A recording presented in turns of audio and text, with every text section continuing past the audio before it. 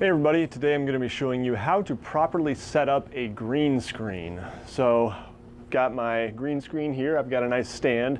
The first thing you want to do is make sure that the screen itself is nice and smooth.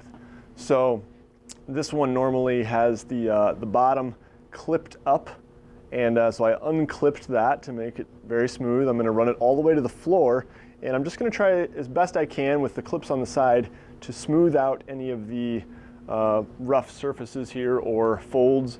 So right here I'm just gonna kind of go through and just make sure there's no major wrinkles. There's something right here that could be problematic. It's not a huge deal. It can handle some imperfections, but we do want to get it as good as possible just to avoid any issues. And then on the bottom here, I am just going to spread it out on the floor. In most videos, I wouldn't be using the floor shots, but just in case, we'll do that. Okay, that's pretty good. There's some wrinkles, but you don't need to go ironing your green screen or anything. It's just got to be fairly smooth with no major issues. Something like this right here, it's probably going to be okay. All right, next up, we're going to position the lights in such a way that we can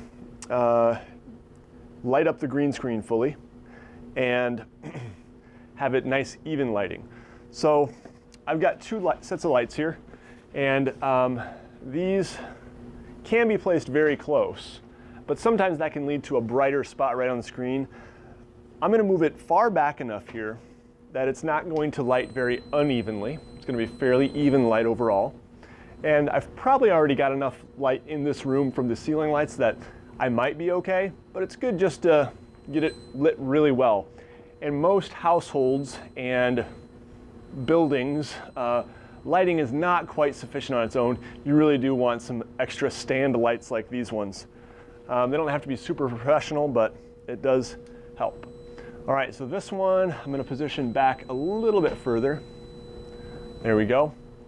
And one of the main things you want to consider is I wouldn't want to have the lights out in front here. That could lead to some pretty good even lighting, but once I step in front of the green screen, now I am creating a shadow. If the light is right in front of me here, it's going to have a shadow of me on the green screen. And that's what you want to avoid. So you don't want to stand between the lights and the screen. In general, you want it good even lighting behind you. And this is pretty good. Like, these lights are a little bit in front of me, but not very far in front of me at all. So it's going to be just fine. And once you do that, you just have to make sure you're getting your camera only on the screen. So in this case, I'm going to move my camera here. Well, knocking things over. All right.